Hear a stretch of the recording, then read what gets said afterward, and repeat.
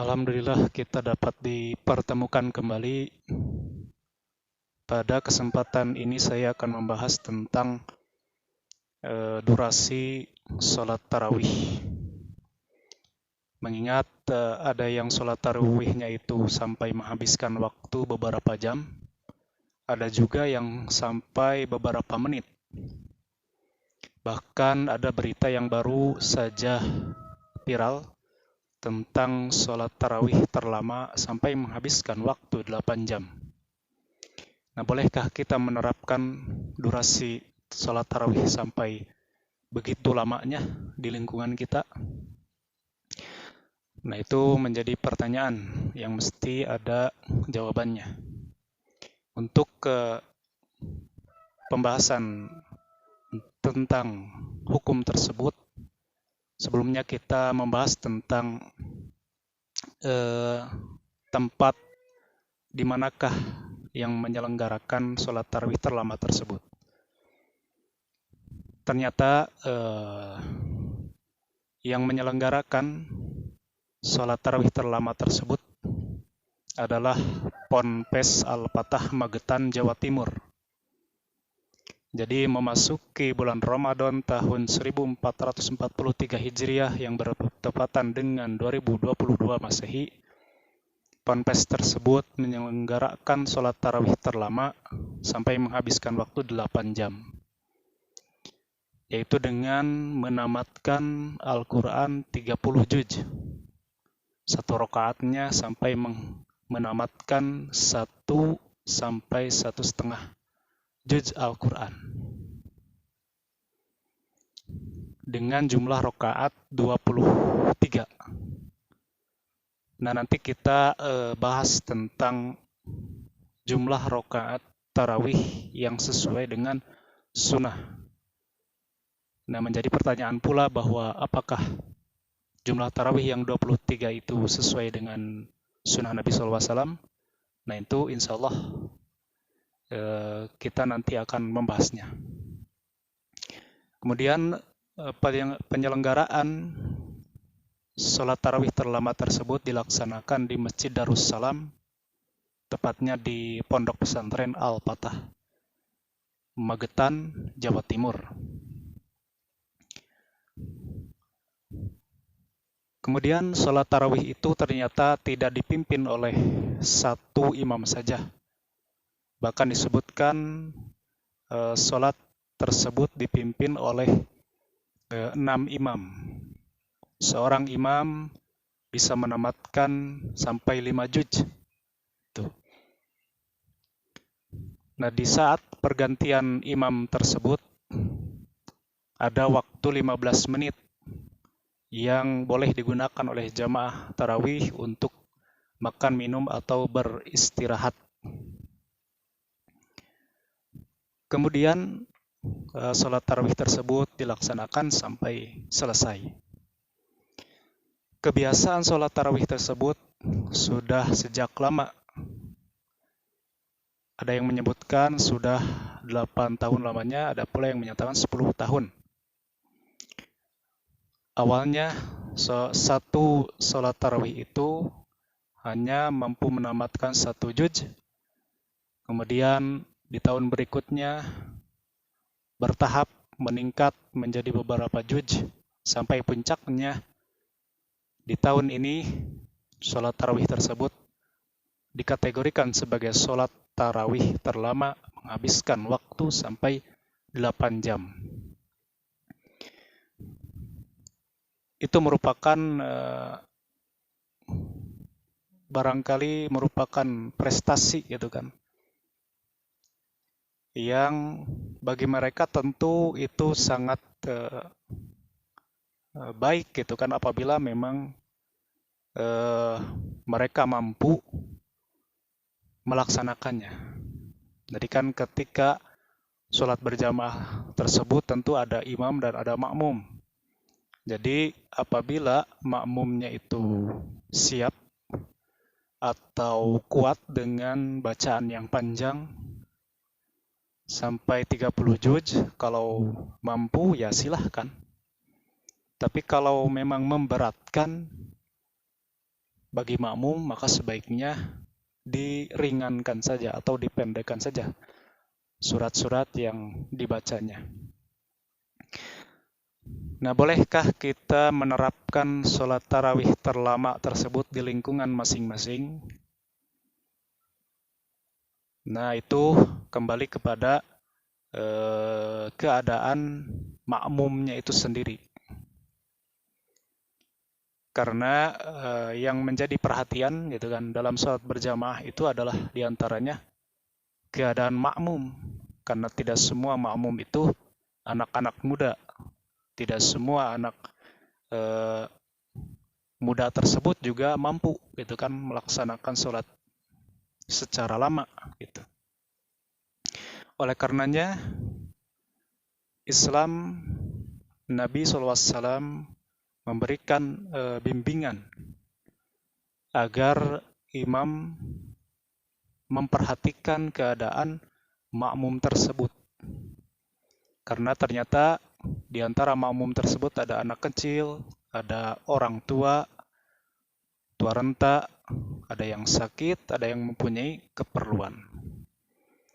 Sebagaimana sabda Nabi SAW yang diriwayatkan melalui sahabat Abi Hurairah. Nabi SAW pernah bersabda, "Iza amma ahadukum an-nasa falyukhaffif." Apabila salah seorang di antara kamu mengimami orang-orang, maka hendaklah ia meringankannya. Meringankannya yaitu dengan cara membaca ayat-ayat yang sedang atau yang pendek. Fa'inna fihim as-saghir, karena sesungguhnya di antara makmum tersebut ada as-saghir, ada anak kecil, wal kabir, ada pula yang tua renta, wal dha'if, ada pula yang lemah, wal jal hajjah, dan ada pula yang mempunyai keperluan. Kemudian fa'idza shalla wahdah falyusalli kaifa syaa. Tapi apabila ia sholat sendirian, maka hendaklah atau ia boleh sholat sebagaimana ia suka. Jadi Nabi SAW menganjurkan. Jadi istilahnya hukumnya itu istishab, anjuran kepada imam agar memendekkan, meringankan dengan membaca surat-surat pendek. Apa alasannya? Karena di antara makmum itu ada anak kecil. Anak kecil itu kan ada kalanya ada yang membawa anak gitu kan, yang masih bayi gitu kan. Ada kalanya itu kalau terlalu lama, nanti bayi tersebut biasanya akan menangis gitu kan. Kemudian anak kecil juga kan ada yang umurnya 2 tahun, ada yang 3 tahun gitu kan, ada yang sampai lebih gitu kan, yang biasa diajak oleh orang tuanya sholat berjamaah. Itu juga menjadi faktor gitu kan, menjadi sebab anjuran untuk diperingankan gitu. Kemudian ada juga orang tua gitu kan. Nah, ada kalanya orang tua juga gitu kan, ada yang mampu dengan bacaan yang panjang, ada juga yang tidak mampu gitu kan. Karena situasi fisik mereka yang sudah berkurang kekuatannya gitu kan. Ada pula yang lemah. Nah, ini yang lemah gitu kan. Yang tentunya perlu perhatian. Kemudian juga ada yang mempunyai keperluan gitu. Jadi di antara imam tersebut, jika ada orang-orang yang disebutkan oleh Nabi, di antaranya ada 4 gitu kan, maka sebaiknya bacaan suratnya itu yang sedang atau yang pendek, agar sholatnya itu bukan menyulitkan atau memberatkan umat. Justru dengan sholat tersebut ia dapat tumaninah melaksanakannya dan tidak menyulitkannya gitu kan, atau mengurangi haknya gitu. Ini bentuk diantara keadilan gitu kan. Tapi apabila ia sholat sendirian, maka hendaklah atau boleh ia membaca yang ia mau gitu kan. Kalau ia sholat sendirian itu boleh sampai menamatkan Al-Quran gitu. Nah jadi kesimpulannya, jadi apabila makmum memang sudah biasa melaksanakan tarawih sampai menamatkan 30 juz sampai menghabiskan 8 jam, itu silahkan karena mereka sudah biasa, tidak merasa berat. Tapi apabila memang dengan cara tersebut memberatkan di lingkungan kita, maka sebaiknya jangan diterapkan. Paling-paling di kita bisa menamatkan 1 juz paling ada gitu kan, yang bisa diterapkan gitu kan, karena ada kalanya sebagaimana di hadis tadi gitu kan, ada alasan sebagaimana yang disebutkan itu. Tapi apabila makmumnya gitu kan, itu ada yang disebutkan sebagaimana di hadis tersebut, anak kecil, orang tua yang lemah, yang mempunyai keperluan, maka sebaiknya imam meringankan bacaannya atau membaca ayat-ayat pendek, surat-surat pendek, surat-surat sedang, agar tidak memberatkan umatnya.